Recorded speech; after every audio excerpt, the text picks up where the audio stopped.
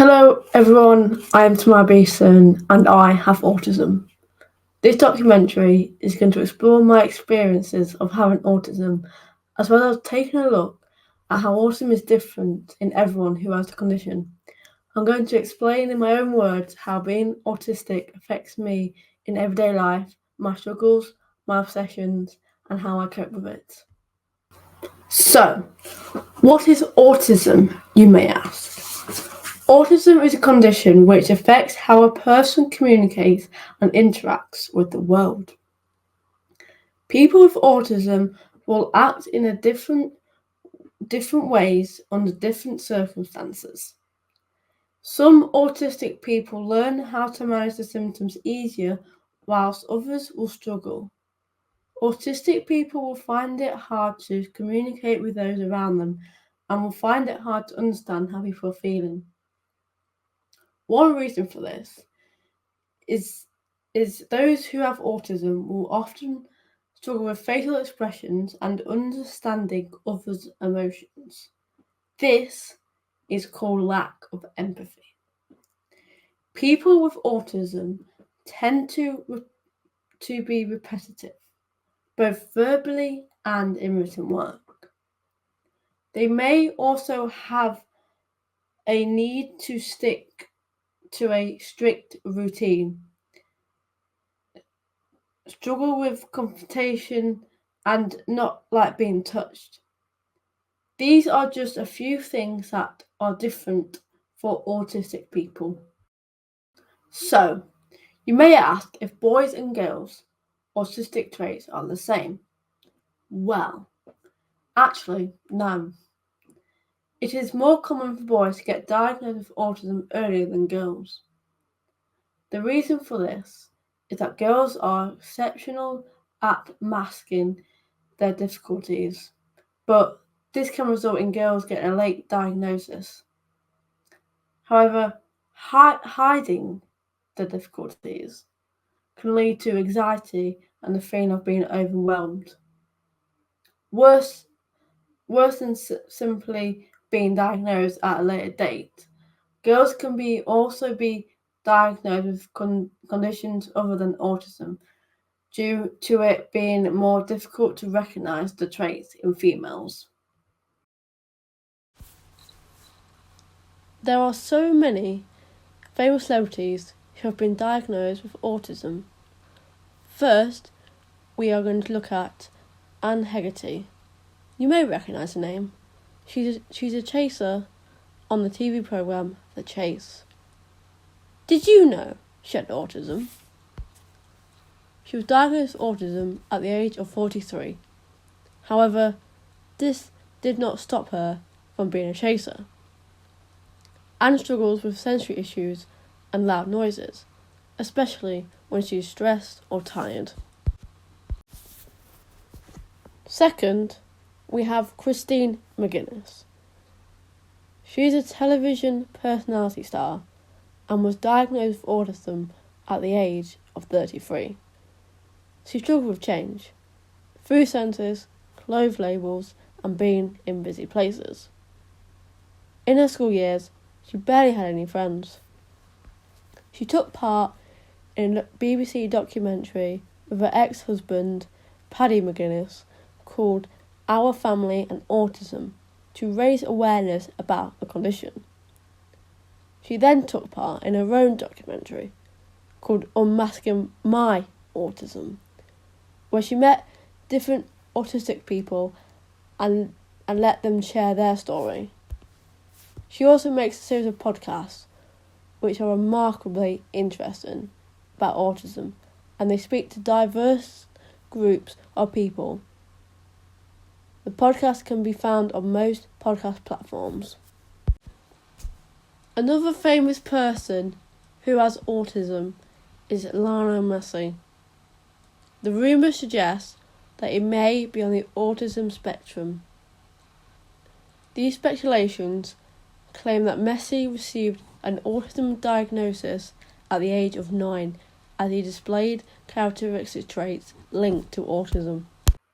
Now I'm going to tell you all about my story from the beginning when I first got diagnosed with autism to now. In primary school, I knew I was different from everyone else, and I struggled through the early years of education. This was the case. I did not have the confidence to ask for help. In secondary school, I was diagnosed with autism at the age of 15. This was when I was doing my GCSEs. However, getting that diagnosis at that time was too late. I really struggled with exams and couldn't be in a hall full of people, so I had to be in a smaller room. In year 11, I had a TA in my class supporting me throughout the lessons. During secondary school, I dropped several subjects to get more knowledge in math and English. However, this did not help as I didn't pass either of the core subjects. While in secondary school, it felt like I was falling behind when other people were thriving in the subjects. After secondary school, I joined a sports BTEC course at Lincoln City Football Club. I did not last an entire year on the course as I really struggled and it knocked my confidence down. Being at the college made me stressed and I went home crying every night from college. I had to do maths and English at the same time as the coursework we had to do as well. The first day, I was extremely nervous as it was an unfamiliar college environment and I knew it was going to be a challenge to get used to it. However, it was not that easy for me. The course itself was not what I was expecting, as I like playing football rather than learning the theory side of football. This is when I began to struggle with everything in general. After a few weeks, I decided to leave the college. I went to a special needs school called YPLP, who had people like me.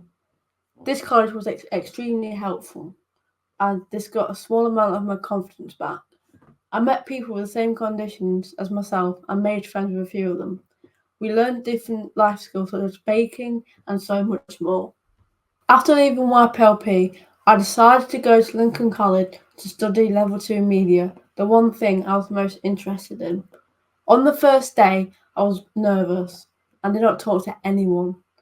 And a few weeks in, I eventually started to speak to my peers. We started to learn how to make a website. At first, I did not know how to do it, but throughout the year, I got better at making a website on Wix. We learned skills like using a camera and recording a podcast. After studying Level 2 Media at Lincoln College, I managed to pass the course with a distinction and decided to do Level 3, which is a 2-year course. This year is harder than Level 2, and I am expecting to do things that I'm not comfortable with, like recording and filming myself. My confidence has improved massively since starting Lincoln College. As part of my research, I conducted a survey asking people if they believe there is enough educational support for autistic people. This survey was sent to people who are aware of autism or know someone who has autism. From the completed survey received, 63% of people think autistic people do not get enough educational support. This is likely to be down to funding and a lack of knowledge and understanding of autism. However, only 7% of people think that autistic people get enough support. In my own experience, I feel in mainstream school the support was very minimal. However, in college the support is there, which makes me more feel confident. Did you know autistic people tend to have an interest that could turn into an obsession? My special interest is football, especially Lincoln City Football Club. I travel to home and away games. It is just brilliant. Having an interest in the football club keeps me busy on a Saturday. The atmosphere is just incredible, especially at home. However, there are lots of downsides to having autism while at the football. as if I go to an away game, I will need to know someone was there if I needed anything. The stewards at away games can be helpful. For example, when I went to Port Vale away, I was on my own at the away end, waiting for my brother, and did not know where to get our tickets from. I was panicking. Apart from that, we won 2-0, which made me feel happy again. Football is a big part of my life. Routine is always key on a match day to me, as I always want to go in early to sit in my seat.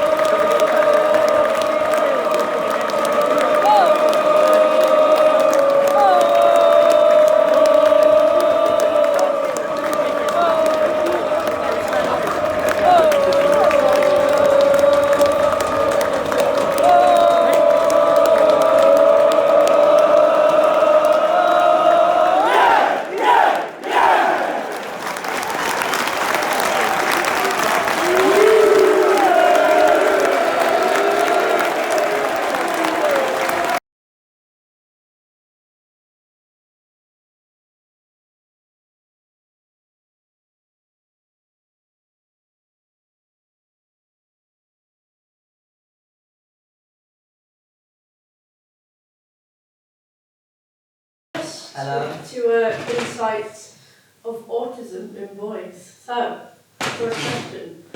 When did you get first diagnosed with autism? So I was first diagnosed in 2013 when I was 7 years old. It was through the primary school I was at, so my school picked up on it, and I got diagnosed at, I'd say, quite a young age, really. So, what autism traits do you have then? Well, I'd say it depends really, because I can kind of hide it quite a lot, but it's often like I struggle to make eye contact with people, struggle with like some social, interactions, and also I do struggle with like maths and English a lot, but then I'm good at other things, like I'm good at like remembering a lot of things, and I'm good at, when it comes to computers and that sort of stuff. Yeah. I agree. Yeah. So, in primary school or secondary school, did you get any educational support? Did it help you? Yeah, so in primary school I had some help with the Senko. I would see them maybe, I don't know, probably once a week, somewhere around that time. I'd have a chat with them and they would ask me how I'm feeling. I would explain to them how I'm feeling, if everything's alright. And if I've got any problems, I can speak to them, of course. And I got quite a bit of help in primary school. Of course, I think they had like these little toy things. Yeah. You'd sit in a room, and if you're feeling stressed, you can sort of hold them. But in secondary school, I didn't get as much help. But there was a place I could always go to whenever I was stressed or whatever, and I could sit in there and speak to any of the teachers. So what are your coping strategies then? So I would say taking deep breaths when I'm stressed, just to try to forget about it. I don't really have that many, to be honest.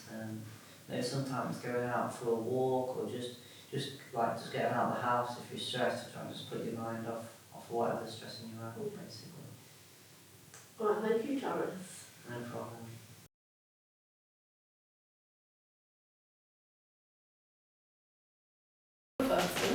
George. Hello, guys. So I'm going to say questions to Travis, Okay. as you've heard. So, when did you first get diagnosed with autism then, George? I first got diagnosed with autism back when I was about 3 years old in nursery. They basically, what they did was they were like, oh, this one's a bit odd. So they basically took me out and said this one has autism. I'm joking. What happened was basically I can't remember because I was 3, but the gist of it was that my not social worker, but my mum lived next door to a social worker who knew, how to get me into the place I needed, because nursery said, oh, he shows autistic tendencies, and I was like, well, I didn't know anything at the time. And Mum was like, oh really? Oh no. And they said, oh, he may never ever speak. That's a lie, because I never shut up now. And so they were like, so they basically was like, oh, okay, we'll this one, you need to try and get support for. He shows autistic tendencies, get that, checked out. I get diagnosed with autism, and then it was a proper fight though to get me into a special needs school. That's why I thank the person that was my neighbour at the time for getting me into to get the support that I needed when I was younger, because if that person wasn't there, and I don't want to name them, but if that person, because I don't know if they want to be named, but if that person wasn't there to help, plus my mum, obviously, I wouldn't have got the support I needed. So yeah, that's how I knew, diagnosed at that age, and then, had a pretty easy upbringing in terms of people there to support me, because of the early intervention. There was every chance that I could have turned out very differently had I gone into another setting with a lack of support. And this is why, Tamyra, it's important that when you do have autism, that you get the support that you need. Definitely. I mean, so that's why it's so important to me that people get the help that they that they deserve, because at the end of the day, some people are. Not everyone can be the same, and that's absolutely fine, because if everyone was the same, the world would be boring. Yeah, it would. It really would. It would. Everyone wore black and white, had short back and sides, wore a suit, and was like, he would have nothing to talk about. The world wouldn't go round, so the world goes round when everything's diverse, to a certain extent, of course. And when people can, live life without being scrutinised. Absolutely. So not everyone's going to be the same, and I was very, very pleased to get the support that I got, and so I'm very happy. Support is key, Absolutely, I'm very thankful for that. So thank you, Mum, and thank you, you are. So, what traits do you have then? Well, wearing sunglasses inside, I suppose I have a really crap dress sense, but no. Cheeky. I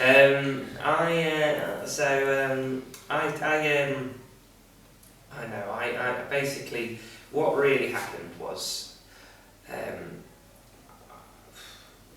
I suppose when I was younger, I was really, I say now, I'm nervous, sometimes I overthink a lot, that's probably the main one.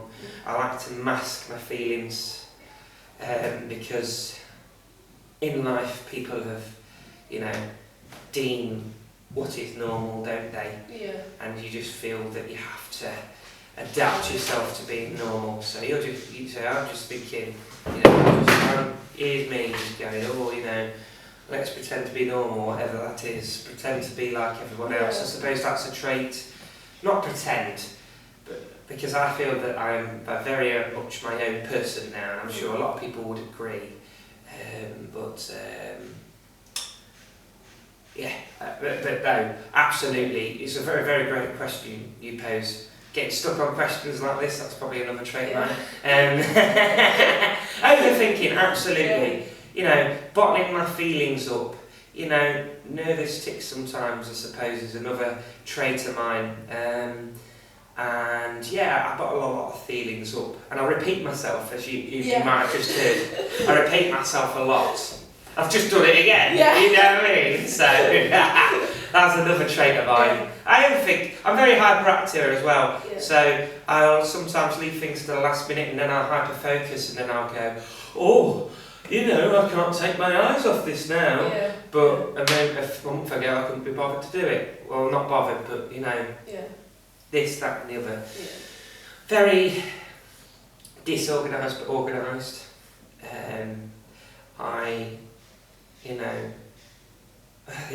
Lots of things that I suppose I have. I can make eye contact, but when I'm thinking, I often look to the side. I suppose that's just normal. But there's a few traits of mine. Sometimes I'll struggle with things, and I needed help and support understanding things when I was younger. I suppose I remember a lot of things. Like Lincoln, I can pull you random facts and you'd be like, well, how the hell do you know this player, what have you? I can memorise things that I'm interested very well, but sometimes if I'm not interested in it, it's my worst enemy. Do you know what I mean? I just hyper-focus on some things. And that's a trait with ADHD too, which sometimes I'm suspect of. But I know that for a fact I have autism, and basically, Tamyra, I like to say things really long, 100 times, and chat a lot, as you might have seen.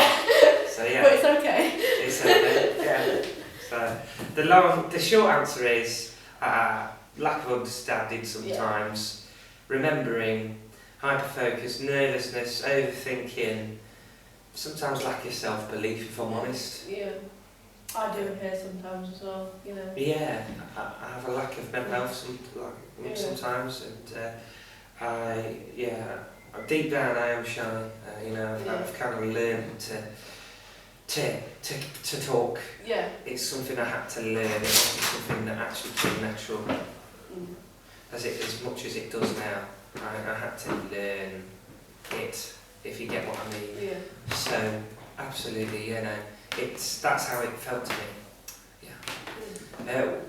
So what about yourself? So I'm kind of the same as you basically.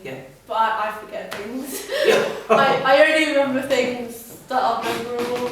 And that's it. Everything else is just absolutely. 100%. If it's something Right. So, did you get any educational support, and did it help you personally? Did I get educational support? I did, yes. I went to St Christopher's, which was, a special educational needs school. I went there for whole my life, and with that being said, yes, I went there, and it helped me a lot because with the special educational needs setting, I got support from a younger age. I think that I would have later on. I felt that I was ready.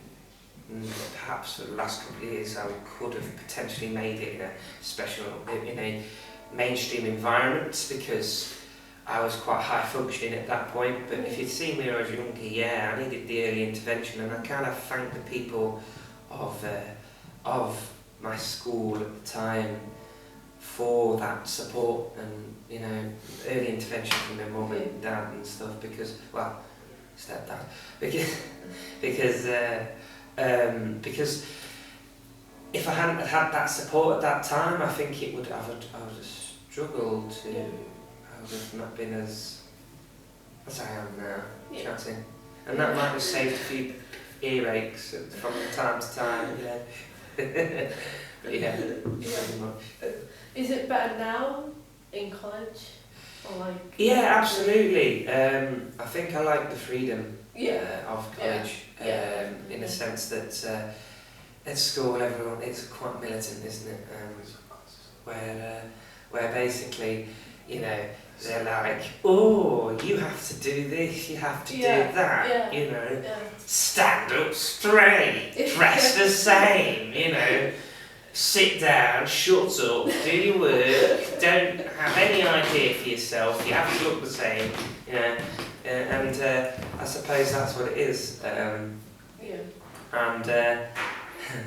you know, at the time, especially now I've got accessible support here in college right now. The support at my school was great. Absolutely. I think my school was unlike other schools where you could express yourself because people, if they did, you know, many of the different traits were met with particular people that had educational needs, right? But the whole thing for me was the fact that, you know, just some things I didn't like about school, how at times, because of where I was set, I think it was quite restrictive. Because I became high functioning, to me I was like, oh, why can't I go off with a group of my mates at the Lincolnshire show instead of being led, you know, little things like that, and I got annoyed towards the end. So I suppose that was the con of school. But the pro of school was that they were all lovely with you, they all accepted you, you know, they didn't judge you, they didn't know, no one took the mick out of you because you was... So I hope this has provided you with a deeper insight into the neurological condition of autism and how it affects each and every person differently, and an insight in how it affects me on a personal level.